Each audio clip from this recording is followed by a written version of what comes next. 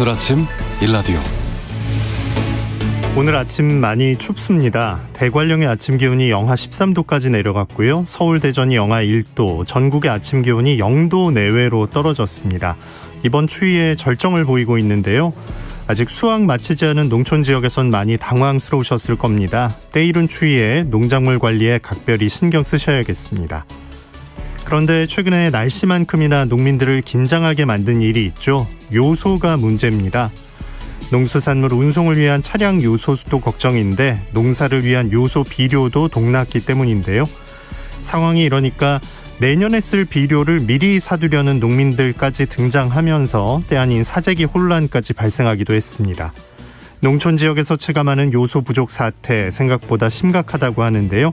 대책은 없을지 잠시 후 농수산 이슈에서 알아보겠습니다.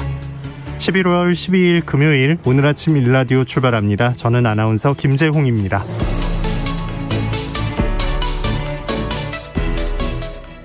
오늘 금요일 새농퀴 당첨자 발표가 있는 날입니다. 이번 주 정답과 선물 받으실 분들을 지금 바로 알려드립니다.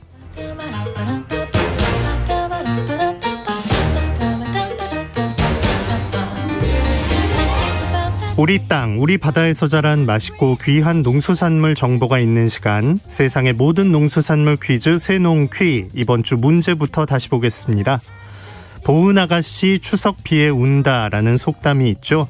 중국 보은 지방에선 이것의 수확기인 추석 무렵에 비가 내리면 흉년이 들고 결국 혼수 장만이 힘들어지면서 아가씨들이 눈물을 흘렸다고 하죠. 혼인식 날 며느리 절 받을 때 시어머니는 패백상에서 이것을 집어 치마폭에 던져주는 풍속이 있는데요. 이것은 대추였습니다. 이번 주에도 많은 분들이 참여해 주셨습니다. 모두 감사합니다. 농촌진흥청에서 제공하는 웰빙 잡곡 세트 9500번을 비롯한 3분께 보내드리고요. 9109-5476번을 비롯한 17분께 모바일 커피 쿠폰 보내드리겠습니다.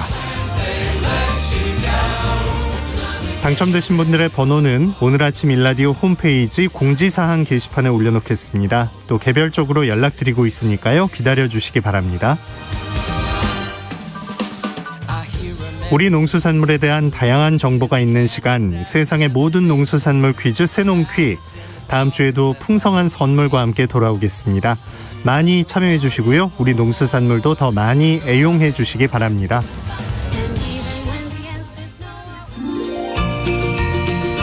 유익한 정보와 살아있는 이야기가 있습니다. KBS 오늘 아침 일라디오. 중국발 요소수 품귀 현상이 농업계에서는 요소비료 파동으로 번지고 있다는 소식 지난주에 전해드렸는데요. 대부분 농가가 수확이 끝난 뒤라서 당장 비료가 필요하진 않습니다만 전남, 경남 그리고 제주에서는 겨울에도 농사를 짓기 때문에 작물 생육을 돕는 요소비료가 필요합니다. 각 지역 농협이 보유한 요소비료는 일찌감치 동난 상황인데요.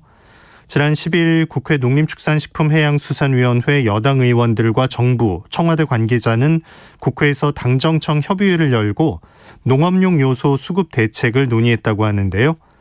오늘 농수산 이슈, 차량용 요소수 대책이 상대적으로 진정 국면으로 들어가는 상황에서 동계 작물 재배지의 요소비료 부족 사태, 또 정부의 수급 대책에 대해 알아봅니다. 한국농정신문 원재정 기자 전화 연결합니다. 안녕하십니까?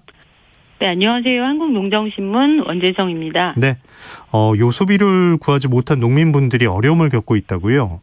네, 맞습니다. 지금 농촌은 벼수확을 비롯해서 대부분 한해 농사가 끝나는 시기이기 때문에 비료가 집중적으로 필요한 것은 아닙니다. 하지만 남쪽 지역은 겨울철에 농사를 짓고 있는데요. 동계작물을 재배하는 경남, 전남 그리고 제주 지역 농민들이 최근 요소수 부족 사태를 비롯해서 요소 비료를 구하지 못하는 이런 초유의 사태를 겪고 있습니다. 농사를 수십 년 지어봤지만 농협에 요소 비료가 한 포대도 남지 않아서 구할 수 없는 게 이번이 처음이다. 이런 말씀들을 하고 계십니다. 네, 보통 농협에서 요소 비료를 구입을 했는데 품절 사태는 정말 이번이 처음이라는 거네요. 네, 맞습니다. 식물이 자라는 데는 질소, 인산, 칼륨 이 세 가지 성분이 모두 필요한데요. 요소 비료는 20kg 한 포대 기준으로 46%가 질소로 이루어져 있습니다. 질소는 작물의 생육을 촉진하고 또 크게 키우는 역할을 하고요. 또 수확량에도 영향을 줍니다. 보통 2월경에 이제 벼농사 시작하기 전에 준비 단계에서 요소 비료를 본격적으로 사용하고 지금과 같은 시기에는 동계작물이나 과수원에 요소 비료를 사용하는 이런 시기입니다. 동계작물 농사를 짓는 농민분들이 농협에 요소 비료를 사러 갔다가 구하지 못해서 이제 하시는 방식은 NK 비료, 그러니까 질소와 칼륨 비료를 구입해서 사용하기도 한다는데요. 네. 이 NK 비료는 질소 성분이 최대 28%입니다. 요소 비료에 비해서 질소 성분이 낮을 뿐만 아니라 가격도 3,000원에서 5,000원 정도 더 비싼 그런 비료인데요. 더 비싸면서도 필요한 질소 성분이 적게 든 비료를 어쩔 수 없이 구입해서 사용하고 있는 실정입니다. 네. 엊그제 국회에서는 이 비료 원자재 수급 대책을 논의하는 당정청 협의회가 있었다고요? 네, 지난 10일 아침 8시에 국회의원회관에서 더불어민주당과 정부, 청와대 관계자가 비료 원자재 수급 대책을 협의했습니다. 이날 수급 대책 협의장에는 더불어민주당 국회 농림축산식품해양수산위원회 소속 서삼석, 어기구, 위성곤, 윤재갑, 이원택, 주철현 의원이 자리했고요. 농림축산식품부에서는 김현수 장관, 김종훈 기획조정실장, 또 청와대 정기수 농해수 비서관, 농협중앙회에서는 최선식 상무가 참석했습니다. 네. 정부가 비료 실태에 대해서 설명을 먼저 했을 것 같은데 상황을 어떻게 보고 있나요? 네, 정부와 농협은 일단 크게 걱정할 건 아니다라는 입장입니다. 그 이유가 한 두 가지 정도 되는데요. 내년 2월까지 필요한 요소 비료 재고량은 보유하고 있다는 게 첫 번째 이유고요. 두 번째는 이 요소 비료는 요소수처럼 중국 의존도가 절대적이지 않다는 겁니다. 농식품부 김종훈 기조실장의 설명에 따르면 지난해 요소 수입량은 46만 5천 톤가량 되는데요. 이 중에서 중국 수입 비중이 48%가량 됩니다. 요소수의 중국 의존도가 올해 기준으로 97%라고 하는데 이에 비해서 상대적으로 중국 의존도가 낮은 비율인 것만은 분명한 상황입니다. 그리고 올해 말까지 동계작물 재배 등에 필요한 요소 비료 수요량은 18,000톤 수준인데요. 농협 재고 물량이 한 3만 5천 톤 정도 있다고 합니다. 따라서 종합적으로 동계작물 재배에 필요한 요소 비료 공급 차질은 없을 거라는 전망을 하고 있는 거고요. 또 내년 상황도 설명을 했는데 현재 비료업체가 확보한 양이 9만 5천 톤 정도 되는데 2월까지 사용될 것으로 예상되는 양이 4만 4천 톤이기 때문에 이 총 공급에는 문제가 없다 이런 설명을 했습니다. 네, 쓸 것보다 재고가 더 있다는 거고 이제 단기적으로 봐도 큰 문제는 없을 거라는 건데 이 얘기를 그대로 믿어도 괜찮을까요? 네, 농식품부와 농협의 설명을 종합하면 내년 2월까지는 크게 우려할 만한 그런 상황은 아닙니다. 이날 정부가 요소비료 수급과 관련한 대응 방안도 설명을 했는데요. 정부는 비료 원자재 가격 인상분을 반영할 수 있는 이 가격 연동제를 도입할 계획입니다. 또 지금까지 농협의 개통 구매를 통해서 농민들에게 비료를 공급하면서 1년 고정 계약 단가를 적용하는 방식을 좀 취했었는데 이거를 분기별 계약 단가를 좀 조정할 방침입니다. 분기별로 비료 가격이 좀 변동될 수 있다. 이런 걸 좀 예상할 수 있고요. 그리고 비료 원료의 공급선을 다변화할 방침인데 중국뿐만이 아니라 중동 또 그 밖의 지역에서도 비료 원료를 수입하는 걸 좀 계획하고 있습니다. 또 비료 업체의 원료 구입 자금에 대한 2차 보전액을 증액하고요. 할당 관세를 지속적으로 적용해서 관세를 부과하지 않고 비료 원료를 수입할 계획입니다. 원가 부담을 최대한 낮추자는 그런 의도로 파악됩니다. 네. 분기별로 이제 가격이 바뀔 거고 이 원가 연동제가 들어온다는 건 가격이 결국은 오른다는 얘기가 되겠네요.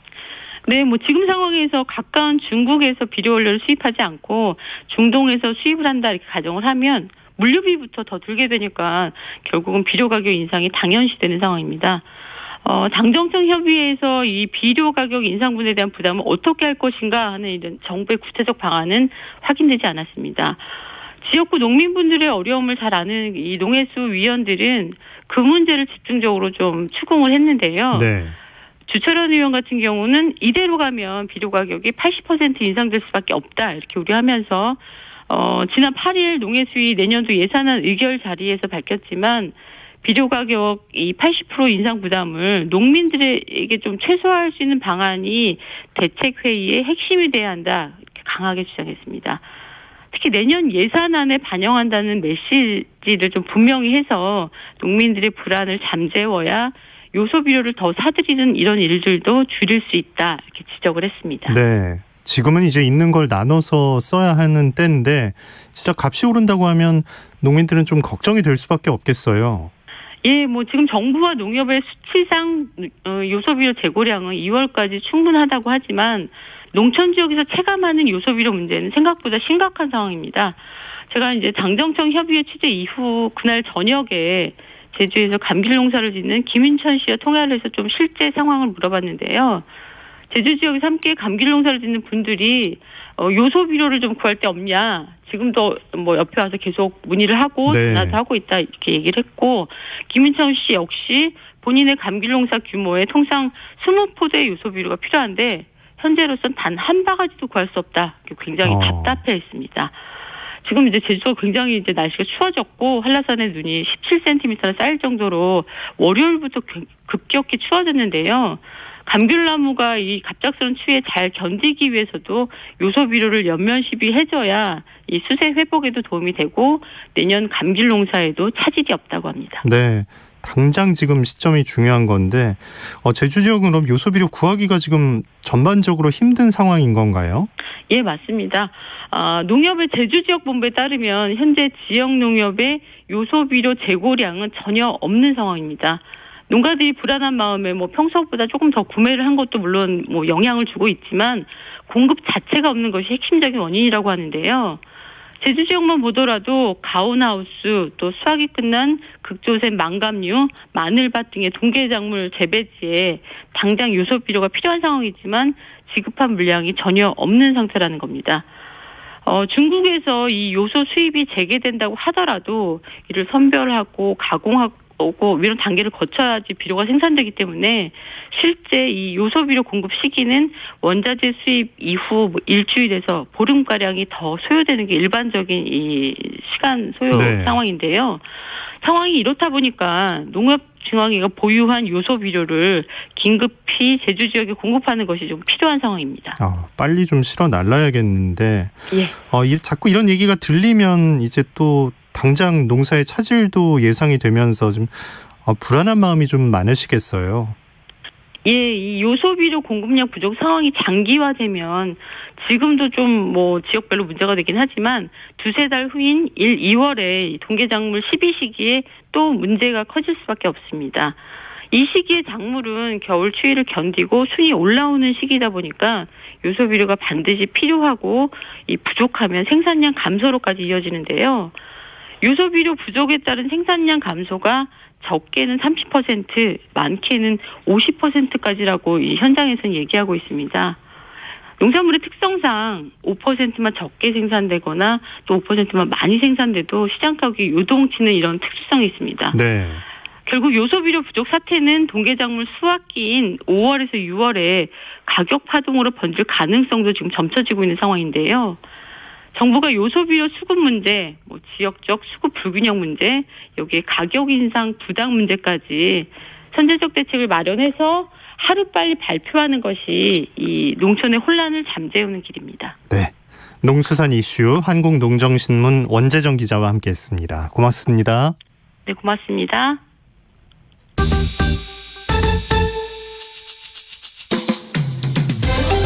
활기찬 하루를 여는 오늘 아침 1라디오 건강한 아침 습관.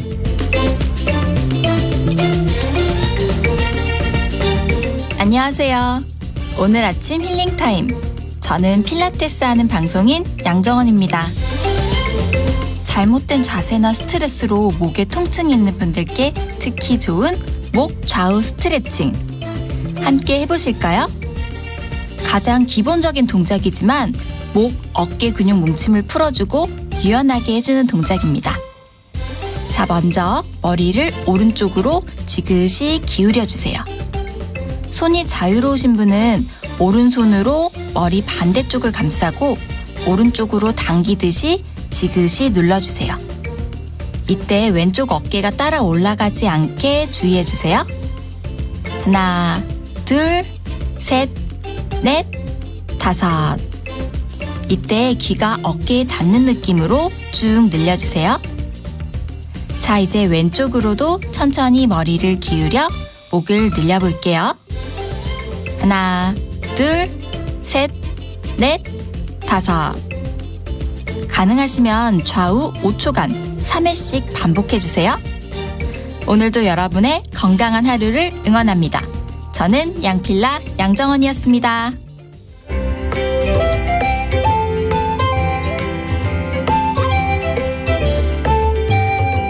상쾌한 하루의 시작. KBS 오늘 아침 1라디오.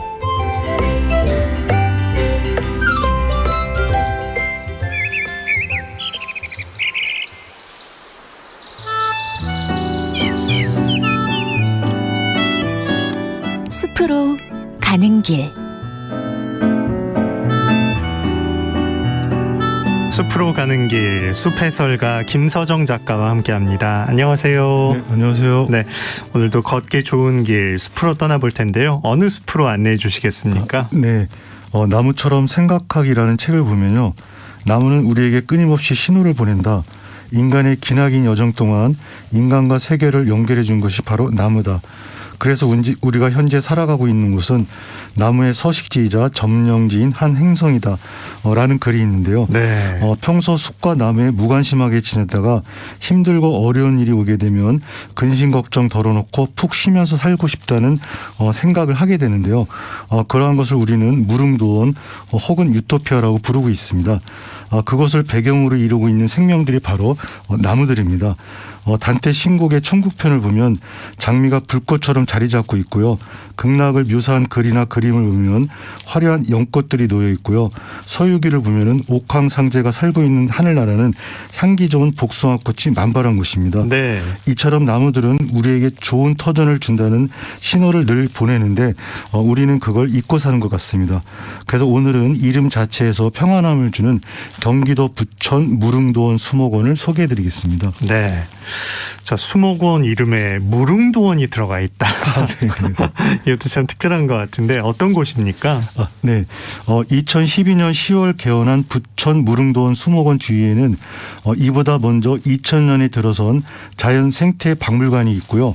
이어 2006년에 개원한 부천 식물원이 있습니다. 이를 합해 부천 자연 생태 공원으로 부르고 있는데요. 7호선이 개통되면서 가까운 곳에 까치울역이 들어섰고요. 그래 접근성이 좋아 많은 분들이 찾고 있습니다. 부천 무릉도원 수목원은 축구장 25배 크기 정도 되는데요. 네. 그거 소개글을 보면 1334종의 수목을 보유하고 있다고 합니다.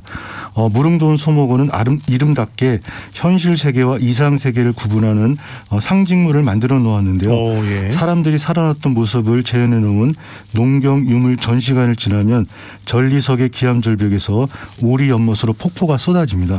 그 사이로 들어가면 바로 꽃과 나무들만이 가득한 무릉도원이 펼쳐진다는 것인데요. 수목원 입구부터 많은 꽃과 나무들이 있어 딱히 구분은 안 되지만 다시 말씀드리지만 이름만으로도 편안한 휴식이 있는 곳에 들어가는 것 같아 기분은 굉장히 좋았습니다. 네. 이름을 지을 때 또 그걸 사람들이 잘 느낄 수 있게 또 설계를 했군요. 네. 예. 참 무릉도원이라는 곳, 그 실제 하는 공간은 아니죠, 원래. 예. 그 책에 나오는 건데요. 예. 풀어서 설명을 잠깐 드리면요. 무릉도원은 무릉과 도원의 복합 명사로 굿셀무, 큰언덕 등 복숭아 더 근원원인데요. 풀어보면은 무릉에 있는 복숭아의 근원이라는 뜻을 가지고 있습니다. 그러니까 복숭아가 가득한 곳인데요. 그곳에는 일반 사람들이 아닌 신선들이 사는 곳으로 여겨지고 있습니다. 네. 그 유래를 보면 역사적으로 무릉도는 중국 도연명의 도화 원기에 나오는데요. 요약해 보면 이렇습니다. 진나라 때 무릉의 한 어부가 고기를 잡아 고기를 잡으러 계곡을 계속 따라가는데 복숭아 나무가 끝도 없이 나타났고 그 끝자락에서 바위굴을 보았답니다. 그것을 통과에 들어가니까 현실과 다른 별천지가 펼쳐지고요. 이후 그것을 무릉도원이라고 부르고 있습니다. 네. 뭐 어릴 때 동네에서 놀 때 자기만인 발견한 뭐 약간 비밀스러운 공간 그것을 네. 이제 무릉도원이라고 생각했을 수도 있을 것 같은데 네. 부천에 있는 무릉도원 수목원에서는 어떤 나무를 소개해 주실 건가요? 네, 장구 밤나무입니다. 예. 부천 수목원 이름에 무릉도원이 들어간 것은 아마 1925년부터 명성을 날렸다는 그 부천의 복숭아 때문인데요. 그래서 한때 부천은 복사골로도 불렸습니다. 제가 갔을 때는 복숭아 나무를 못 봤는데요. 입구에서부터 진한 빨강으로 잔디처럼 쫙 펼쳐져 있는 꽃 베고니아가 계속 펼쳐져 상당히 인상적이었습니다. 예. 그래서 궁금해가지고 물어보니까 수목원을 아름답게 만들기 위한 과정일 뿐 꽃 베고니아를 많이 심은 이유는 없다고 말씀하셔가지고 다른 나무들 유심히 보면서 계속 걸어봤습니다. 네. 무릉도원 수목원 조성 이유 가운데 하나가 다양한 붓꽃을 심어 연구한다는 내용도 있었는데요. 봄과 여름꽃인 붓꽃도 이미 지고 없어 나무에만 눈길을 주면서 걷다가 이름이 독특한 장구 밤나무가 있어 다가갔고요. 열매 모양도 신기해 한참을 보았고요. 그래서 장구 밤나무를 소개해드리겠습니다. 네. 작가님도 신기해하시는 장구 밤나무. 저는 진짜 이름도 처음 들어보는데 네. 이게 밤나무라서 장구 밤나무인지 그 악기 장구랑 또 뭐 연상되는 모양이 있는 건지 궁금해지네요. 예, 다 연관이 있습니다. 아 정말요? 네. 예. 그래서 장구 밤나무는 피나무과 낙엽 감목으로 2m까지 자라는데요. 황해도, 경기도, 충청남도, 전라남북도, 경상남도 등 주로 서남의 바닷가에서 흔히 자라는 나무입니다. 이름과 관련해서 말씀을 드리면요. 국가 표준 식물 목록에서는 장구 밤나무라고 표기하고 있고요. 네. 비추천명으로 장구 밥나무가 쓰여 있습니다. 식물 관련 또 책을 보면요. 장구 밥나무라고 표기하고 있는 책도 있었는데요. 네. 둘 다 일단 장구는 일치합니다. 그래서 장구 밤나무는 열매가 가을에 빨갛게 익으면 2개에서 4개가 모여나는데요. 이 모습이 가운데가 잘록한 장구처럼 보여서 장구 박나무로 했다가 장구 밤나무 혹은 장구 밥나무가 되었다고 합니다. 네네. 그래서 밤나무가 된 것은 열매가 밥맛이 나서 그런다고도 하고요. 또 밥나무는 장구 밤나무의 또 다른 이름으로 잘 먹기 나무가 있습니다. 한방에서는 이 장구 밤나무의 뿌리, 줄기, 잎을 외외건이라고 하여 소화 기능이 허약하여 음식을 적게 먹거나 꺼릴 때 또 가슴이 답답하고 헛배가 부를 때 이를 치료제로 사용을 했다고 합니다. 예. 그래서 즉 잘 먹기 나무는 소화를 돕는다는 뜻을 가지고 있는데요. 그래서 밤나무 그리고 또 이 열매는 식혜로도 만들어서 드셨답니다. 그래서 밤나무 이렇게 되었다고 추측을 할 수가 있습니다. 네. 우리 생활에 많은 도움을 줬던 나무네요. 예. 장구 밤나무 이렇게 네네. 이름이 진짜 책에도 이렇게 섞여서 실려 있을 만큼 실려 있습니다. 네. 그래도 이 가을에 이 장구 밤나무 열매를 보면 진짜 그 장구 악기도 떠올릴 수 있는 예, 그런 재미를 줄 것 같은데요. 이 나무에 대한 서로 다른 얘기들이 또 있습니까? 또 있습니다. 그래서 이게 국가 표준 식물 목록 사이트를 보면요. 꽃은 암수 한 꽃이고 지름 1cm로 연한 노란색이며 6월 말에서 8월 초에 개화한다라고 쓰여 있는데요. 그러니까 양성화라는 의미를 갖고 있습니다. 네. 근데 우리 나무 비교 도감이라는 책을 보면요. 암, 양성, 땅구로 이렇게 간단히 써 있었는데요. 이것을 제가 알아보기 위해서 한국의 나무라는 그 도감을 또 보니까요. 이렇게 쓰여 있습니다. 대부분의 국내 문헌에 양성화로 잘못 기재되어 있으며 장구 밤나무는 주로 앙꽃과 쑥꽃이 딴구루에 핀다. 하지만 간혹 양성화가 피는 개체도 있다. 수구루가 앙구루보다 꽃이 더 크고 풍성하다라고 쓰여 있었습니다. 이처럼 식물의 남녀 구분은 동물과 달리 상당히 복잡한 모습을 띠고 있지만요. 맞아요. 그래서 개성이 좀 돋보이는 것 같고요. 그 자체로 아름다운 것 같습니다. 네. 장구 밤나무 얘기 많이 들어봤고 다른 나무도 소개해 주시죠. 네, 그 바닷가에서 흔히 볼 수 있다는 장구 밤나무를 내륙에서 보게 되어 반가워가지고 즐거운 마음으로 답사를 이어갔는데요. 장구 밤나무 이름보다 더 난감한 광경이 눈에 들어왔습니다. 예. 그것은 봄에나 볼 수 있는 꽃들이 하얗게 피어 있는 괴불나무를 보았기 때문인데요. 가을 국화주차 이별을 고하는 이 시점에서 보게 된 아름다운 괴불나무 모습이 너무 인상적이어서 봄이 아니지만 괴불나무를 소개해드리겠습니다. 네. 괴불나무 이름이 예. 참 독특하네요. 예. 우리가 사람도 이름을 알면 친해지듯이 나무도 이름을 알면 친해질 수가 있는데요. 나무 이름은 늘 생소하기만 합니다. 그래서 자꾸 익히면 가까운 사이가 될 수 있을 것 같은데요. 네. 먼저 어린이들이 주머니 끈 끝에 차는 놀이개를 괴불이라고 합니다. 활짝 핀 꽃이 이를 닮았다고 해서 괴불나무라고도 하고요. 또 하나는 가을에 빨간색으로 익은 동그란 열매를 보고 개의 생식기 같다고 해서 괴불나무가 되었다고도 합니다. 그래서 이 괴불나무는 인동과 낙엽 관목으로 높이 2에서 6m 자라는데요. 전국 숲 가장자리 및 계곡 부근에서 잘 자라는 나무로 두드러진 특징은 이 개나리처럼 가지 속이 비어 있고요. 봄에 피는 꽃은 흰색에서 누런색으로 변해가고요. 원통형 꽃은 잎슬 모양으로 두 개로 갈라지는데 암술과 수술이 꽃잎 밖으로 뻗어 있습니다. 이 괴불나무는 올괴불나무, 왕괴불나무 등 20종이 있는데요. 올괴불나무는 낙엽 화렵서 가운데 봄에 가장 일찍 꽃이 피는 종 가운데 하나입니다. 네. 그래서 봄에 우리 눈을 즐겁게 하는 게 괴불나무인데요. 이 꽃을 가을에 보니까 좀처럼 자리를 뜰 수가 없었습니다. 네. 무릉도원 수목원에서 만난 괴불나무 꽃이었는데 네네. 계절을 이렇게 뛰어넘어서 이렇게 꽃을 피우는 경우 왜 그런 겁니까? 예, 간혹 있습니다. 네. 제가 얼마 전 산에서 이 철쭉 한 그루를 보는데 또 철쭉꽃이 딱 한 송이만 피어 있는 걸 또 제가 봤습니다. 그래서 아마 많은 분들이 때 아닌 꽃을 만나면 놀라시기도 하지만 또 꽃이라서 반갑습니다. 사실은. 그렇죠. 네.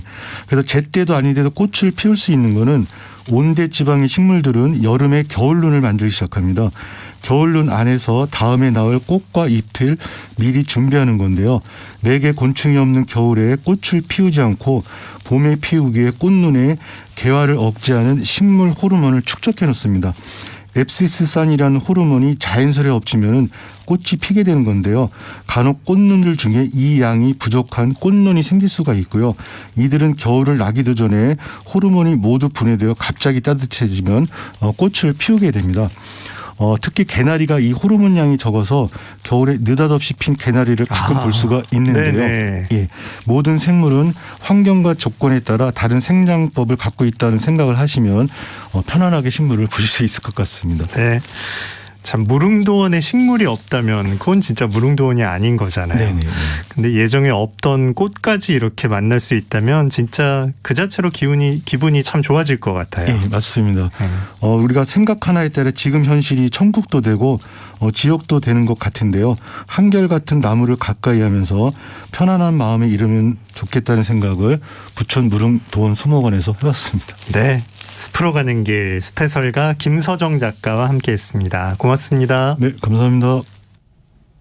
네, KBS 특별기획 한국인을 읽는다 특집 프로그램이 청취자 여러분의 호응에 힘입어서 이제 책으로 더 깊고 자세하게 살펴볼 수 있게 됐습니다. 인류를 위협하는 질병, 또 기술 혁신, 경제 변동 등으로 매일 우리는 변화를 맞이하고 또 발맞춰야만 하는 시대를 살고 있는데요. 여기에 대한 이해를 돕기 위해서 최재천, 공우석, 홍익희, 강헌, 유성호, 김상균 등 대한민국의 대표 지성들이 주제별로 함께 모였었습니다. 기후위기 등의 환경 문제, 삶과 죽음을 대하는 자세, 코로나 이후의 자본 흐름, 운과 운명, 미래를 주도할 열쇠인 메타버스에 이르기까지 미래에 대한 통찰과 이에 바탕이 되는 각 분야의 지식을 한 권에 담았습니다. KBS 특별기획 한국인을 읽는다 책 받아보고 싶으신 분들은요. 단문 50원, 장문 100원 드는 유료 문자 샵 9730으로 책 신청이란 말머리와 함께 받으실 주소 보내주시면 이번 한 주 10분 추첨해서 보내드리겠습니다. 청취자 여러분의 많은 참여와 성원 바랍니다. 오늘 아침 일라디오 듣고 계십니다. 지금 시각 6시 45분입니다.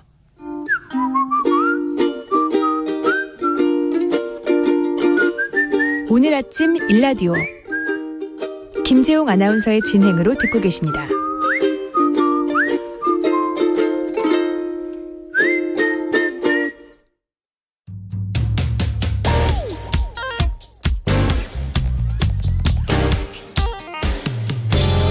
오늘 아침 뉴스 브리핑. 정상근 기자와 함께합니다. 안녕하십니까? 네, 안녕하십니까? 네, 코로나19 상황 어떻습니까? 네, 어제 발표된 코로나19 신규 확진자 수가 2,520명이 나왔습니다. 전날보다 100명 가까이 늘었고요. 또 지난주 목요일 발표된 확진자 수보다도 40여 명 정도가 많았습니다. 오늘도 비슷하거나 어제보다 적은 수의 확진자가 나올 것으로 예상이 되고 있습니다. 다만 지금 걱정은 확진자 수 그 자체보다는 위중증 환자 수인데요. 그제 460명으로 이 코로나19 유행 이후 최다 수치를 기록했는데 어제는 473명으로 13명이 더 증가하면서 하루 만에 최고 기록을 다시 썼습니다.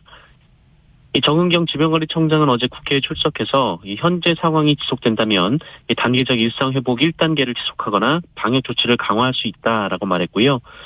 위중증 환자가 증가 추세라 예의주시하고 있다라고 말했습니다. 아울러 50대 이상 추가 접종 대상자의 접종 간격을 단축하는 방안도 검토 중이라고 밝혔는데요. 일반 국민들을 대상으로도 부스터샷 접종 기간을 6개월에서 5개월로 줄이는 방안을 검토 중이라고 밝혔습니다. 네. 자, 그런데 국무총리가 방역 지침을 어긴 사실이 밝혀져서 좀 논란이 되고 있어요. 네, 코로나 방역 대책을 총지휘하는 중앙안전재난대책본부장 김부겸 국무총리가 방역 지침을 어기고 11명이 모인 식사 자리에 참석한 사실이 어제 KBS를 통해 보도가 됐습니다. 지난 6일 이 서울 삼청동 총리공간에서 대학 동기들과 만났다고 하는데요. 이날은 단계적 일상회복 조치가 시행된 지 엿새째 되는 날로 수도권에서는 10명까지만 사적 모임이 가능한 상태였습니다. 이날 모임에 참석한 사람은 원래 김부겸 총리를 포함해 동기 10명이 모일 예정이었는데 이 중 한 명의 배우자가 추가로 참석했다고 말했습니다. 이 배우자는 오찬에는 참석하지 않으려 했지만 어쩌다 보니 동석했다라는 건데요. 김부겸 총리는 식사를 할 때는 10명이었다라고 해명했습니다만 그 11명의 사진이 나오자 이 방역수칙 위반이 맞고 중대본 책임자로서 적절하지 못한 행동이었다며 반성한다라고 밝혔습니다. 네. 자, 요소수 관련해서 정부의 조치가 시행되고 있죠? 네, 정부가 어제 요소수의 원료인 요소에 대해 긴급 수급 조정 조치라는 걸 발동했습니다. 이 법으로만 존재를 하다가 지난해 마스크 대란 때 처음으로 시행됐던 조치인데요. 이 조치가 시행되면 요소나 요소수 관련 생산 판매업자들은 수입 판매량과 단가, 재고량 등을 정부에 신고해야 하고요. 정부는 업자에게 생산과 공급, 출고 명령을 할 수 있고 판매 방식도 전할 수 있습니다. 정부는 완전히 수급이 원활해질 때까지 요소수 판매처를 주유소로 한정하고요. 승용차는 한 대당 최대 10리터, 그리고 화물 승합차는 최대 30리터까지만 살 수 있게 했습니다. 다만 개인이 쓰기 위해서 해외 직구로 구입해 이 차에 직접 요소수를 넣을 때는 제한이 없고요. 하지만 이 경우에도 어떤 경로로든 구한 걸 되파는 행위는 안 됩니다. 네. 자, 기름값이 언제부턴가 꽤 올라 있었는데 오늘부터 유류세가 인하되네요. 네, 정부의 유류세 20% 인하 조처가 오늘부터 내년 4월 30일까지 한시적으로 시행됩니다. 유류세 인하분이 소비자 가격에 그대로 반영된다고 가정하면 리터당 휘발유는 164원, 경유는 116원, LPG부터는 40원씩 가격이 내릴 것으로 보입니다. 다만 기름값을 결정하는 것은 개별 주유소인데요. 이 때문에 오늘 유류세를 인하한다고 반드시 오늘 이 100% 소비자 가격에 반영되는 것은 아닙니다. 네. 보통 일반 자영 주유소들이 판매하는 기름값이 이제 그 변화가 반영되기까지 한 1, 2주 정도의 시차가 발생하기 때문에 빨라야 다음 주에 유류세 인하분이 적용될 것으로 보입니다. 다만 정부는 정유사 직영주유소 그리고 알뜰 주유소에 대해서는 오늘부터 곧바로 유류세 인하분을 가격에 반영하도록 했습니다. 이들 주유소는 전체 주유소의 19.2% 정도인데요. 이 전국 주유소 단체인 한국주유소협회도 유류세 인하 시기에 맞춰서 재고 관리를 해온 만큼 최대한 빠르게 인하분을 반영할 수 있을 것이다라고 밝히기도 했습니다. 네. 민주당 이재명 후보 가상자산 세금 부과를 유예한다는 방침이군요. 네, 더불어민주당 이재명 후보가 계속해서 2030 세대에 공을 들이고 있습니다. 어제는 SNS를 통해 가상자산 소득에 대한 과세 시점을 내년에서 2023년으로 1년 유예하고 공제 한도를 대폭 상향하겠다라고 약속했습니다. 이재명 후보는 납세자인 국민이 신뢰할 수 있는 납세 제도를 만들어야 한다라면서 준비 없이 급하게 추진된 과세는 정당성을 얻기 어렵고 조세 저항과 현장의 혼란을 불러오게 된다라고 지적했습니다. 또 어제 관련 토론회에 참석해서는 청년들이 부동산 시장에는 도저히 경쟁이 불가능하다 보니 이 새로운 시장 영역에 많이 참여하고 있다라고 말했고요. 또 이재명이 후보가 된 더불어민주당은 과거와는 완전히 다를 것이다라고 말을 하기도 했습니다. 다만 정부는 내년에 바로 이 가상자산에 대한 과세를 시작한다는 계획이어서 이 정부와 어떻게 조율을 할지도 관심을 모으고 있습니다. 네. 윤석열 후보는 광주에 이어서 목포와 봉하마을에 다녀왔군요. 네, 국민의힘 윤석열 후보가 어제 오전 전남 목포의 김대중 노벨평화상 기념관을 찾았습니다. 이 자리에서 윤석열 후보는 김대중 정신이라면 가장 먼저 내세울 것은 국민 통합이라면서 국민 통합이라는 밑그림으로 IMF라는 국난 극복을 해나가셨다라고 말했습니다. 또 오후에는 봉하마을을 찾아서 노무현 전 대통령은 소탈하고 서민적이면서 기득권과 반칙, 특권과 많이 싸우셨다라고 평가했습니다. 한편 윤석열 후보는 그제 5.18 민주묘지를 방문해서 이 방명록에 민주화 인권의 5월 정신 반드시 세우겠습니다 이렇게 글을 썼는데요. 이 반듯하다 할 때 반드시가 아니라 반드시, 그러니까 꼭 세우겠다는 의미를 써야 맞는 것 아니냐 이런 지적이 나왔습니다. 이에 윤석열 후보는 똑바로 세우겠다라는 뜻이 맞다라며 이 반드시가 맞다라고 밝혔습니다. 네. 자, 곽상도 의원이 이제 의원직을 상실했다고요. 네, 어제 오후 국회가 본회의를 열고 이 아들의 화천대유 퇴직금 50억 원 논란이 된 이 무소속 곽상도 의원의 사직안을 처리했습니다. 곽상도 의원은 뇌물 혐의가 알려진 이후에도 검찰 수사를 받지 않고 있었는데요. 이 불체포 특권이 있는 국회의원직을 상실한 만큼 조만간 검찰 수사를 받을 것으로 보입니다. 곽상도 전 의원은 SNS에 아들이 받은 성과급과 관련해 국민 여러분께 불편을 끼쳐드린 점 송구하게 생각한다라면서도 하지만 대장동 개발 사업이나 화천대유와 관련하여 어떤 일도 하지 않았고 또 어떤 일에도 관여되어 있지 않다라고 주장하기도 했습니다. 네. 어제 저도 문자가 들어왔는데 KT에서 인터넷 장애가 있었어요? 네, 어제 오전 10시 50분쯤 서울 구로구가 영등포구 일대에서 KT 유무선 인터넷 서비스에 장애가 발생했습니다. 이 지역 도로변 광 케이블이 절단됐다라고 하는데요. 이 광 케이블에 연결된 무선 서비스와 일부 기업 서비스가 약 2시간여 동안 영향을 받았지만 이 통신 서비스가 느려지는 정도로 큰 규모의 피해는 없는 것으로 파악됐습니다. KT는 서울시의 도로변 수목 작업 중 실수로 이 광 케이블이 절단돼서 피해가 발생한 것으로 원인을 분석했습니다. 이 관할 부처인 과학기술정보통신부는 이번에 사고를 파악한 후 주민들에게 안전 문자를 발송했습니다. 네.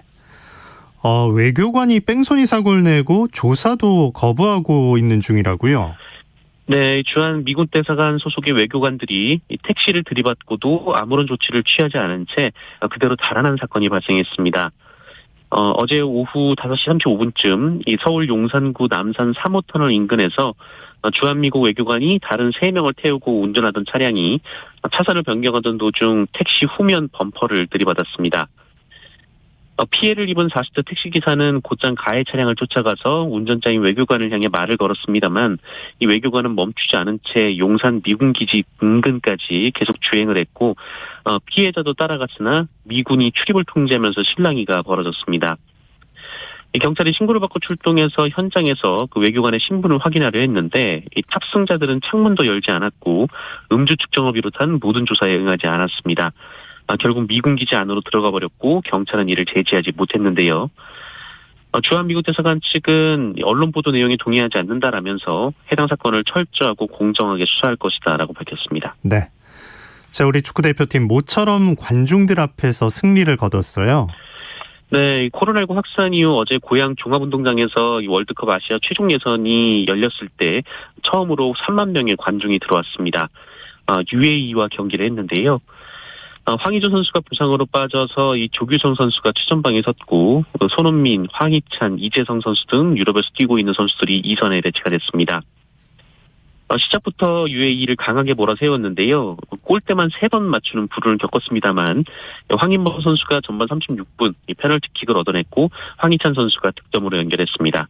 이후 추가 득점 없이 경기는 1대0으로 끝났습니다. 네, 뉴스브리핑 정상근 기자였습니다. 고맙습니다. 네, 고맙습니다. 자, 오늘 따뜻하게 입고 나오시기 바랍니다. 올가을 들어 가장 추운 날씨고요. 낮에도 종일 쌀쌀하겠습니다. 주말 낮부터 추위가 누그러지면서 이맘때 늦가을 날씨를 회복할 거라고 합니다. 동해안 지역엔 건조특보 내려져 있습니다. 바람까지 강해서 큰 화재로 이어질 수도 있으니까요.